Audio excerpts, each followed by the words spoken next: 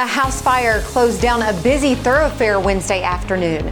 Local law enforcement is trying to warn citizens about a social media scam, and a major campus housing project is now underway. The regular season for high school softball is coming to a close, and baseball playoffs are here. More details coming up in sports. EAN Local News begins now.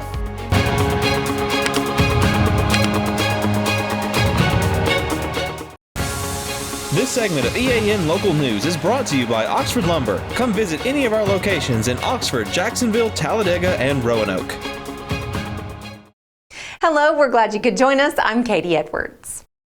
A house fire Wednesday afternoon shut down North Noble Street in Anniston as firefighters worked to save a two-story building.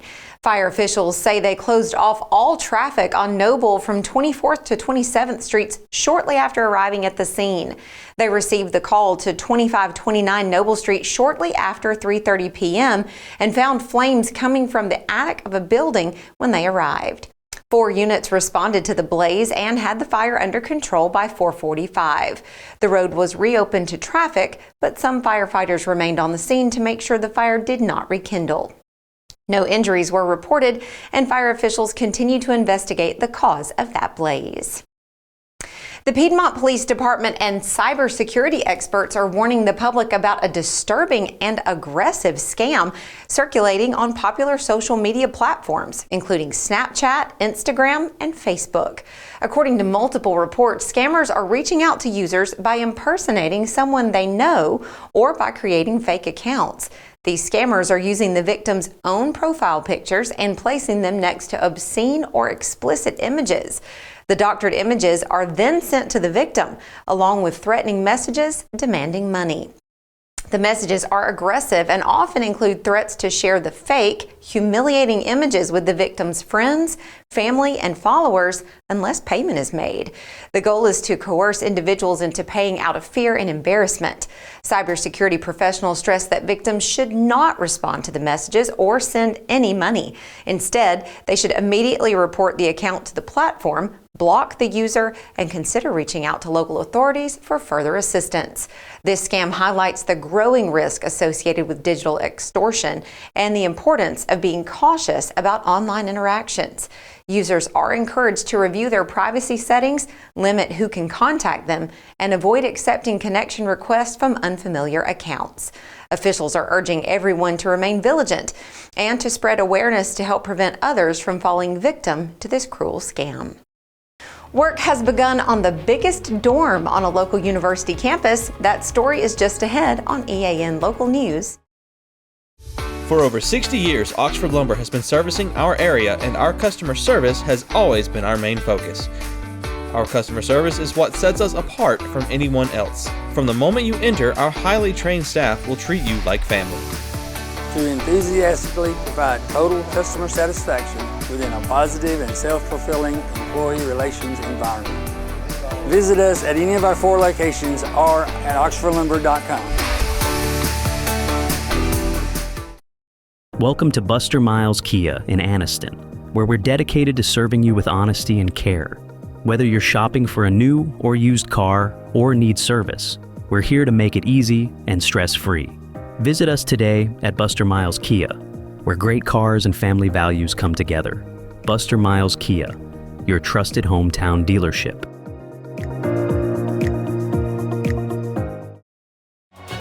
This segment of EAN Local News is brought to you by WM Grocery, located in Heflin, Wadowee, Roanoke, and in Piedmont. Jacksonville State University held a groundbreaking ceremony this week for the West Village Housing Project, which will become the university's largest residence hall and a major addition to the western gateway of the school. Jack State President Don Killingsworth says the 700-bed apartment-style facility is part of a larger vision for the Jack State campus. He added that the need for more housing units has been stressed by Jack State students, and the university had already opened a new freshman dorm in 2024. Dr. Killingsworth says the newest dorm would be for upperclassmen and is the largest project Jack State has ever undertaken. The West Village complex will feature units with full kitchens or kitchenettes, student organization spaces, and chapter rooms overlooking the university's soccer and baseball facilities. Construction is expected to be completed in time for students to move in by fall 2026. The project is the result of a partnership that includes the Jack State Foundation, university leadership, and key contractors and developers. Chairman of the Jack State Board of Trustees, Randy Jones, says the project is a sign of the university's growth and financial strength. Ken Howell, treasurer of the Jack State Foundation Board, says the construction represents more than just a new building because it reflects a shared commitment to supporting student success and strengthening the future of Jack State. A local park will be taken over by strawberry growers this weekend. Details when we return. Spring into freshness at WM. Celebrate the season with our bountiful selection of farm fresh produce. From juicy berries to crisp greens, taste the flavors of spring at WM. Visit us today and let the freshness bloom in every bite. Need tough, comfortable workwear? Rainouts in Heflin has boots, jeans, hats, and gear built for the toughest jobs. From the farm to the pipeline, Rainouts has gear for men, women, and kids, so the whole family can tackle the toughest jobs with confidence. We've got the quality you need with the hometown service you'll love. Stop by today next to WM Grocery and gear up with great prices and a local touch. Rainouts, where hard work meets Western style.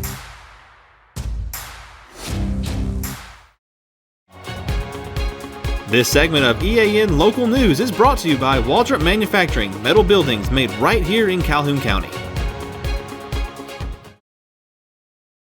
Gadsden's second annual Strawberry Festival and Blue Jean Brunch is set for Saturday along Riverside Drive near Moraine Park. The festivities will begin at 9 a.m. and will showcase the freshest locally grown strawberries from Alabama's premier farmers. The festival will include a variety of craft vendors, baked goods, live music, games, and other activities. Attendees are encouraged to pack their blankets for the ultimate picnic experience, complete with live tunes, food trucks, beverages, and strawberry mimosas. This family-friendly event celebrates the arrival of spring and supports sweet-grown Alabama, highlighting the importance of local agriculture. The City of Lincoln, in coordination with Southern Rodeo Company, hosts its first ever rodeo at Lincoln's Landing this summer. The event will feature 2 nights of rodeo entertainment, music, and good food on July 25th and 26th. Ticket details will be announced soon. In the meantime, companies and individuals who are interested in participating as sponsors are asked to contact Jeff Chappell, the city's events coordinator, at jeff.chappell@lincolnal.org or 205-763-1006, extension 4406. Jordan Smith is standing by now with a look at our local sports. Jordan? Katie, the last ASWA softball and baseball poll is out, and we'll get you those details coming up.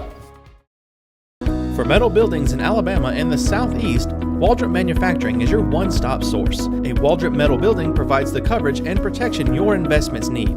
They specialize in carports, RV covers, portable buildings, and storage buildings. Stop paying rent for storage. With Waldrop's price per foot, you can actually save money by buying straight from the manufacturer. Waldrop buildings are guaranteed because Waldrop manufactures buildings with U.S. steel right here in Calhoun County. Waldrop Manufacturing, serving the entire Southeast. Give them a call today. Hi, I'm Mary Beth from CARES Direct Primary Care. Do you want convenient 24/7 access to health care? We are available in person, by text, phone, and video visit. Sooner or later, we all get sick. A quick trip to an ER or urgent care can quickly add up to more than the cost of 1 year's membership of Direct Primary Care. If you have a high deductible, you can quickly burn through that before your insurance activates. Join CARES DPC today.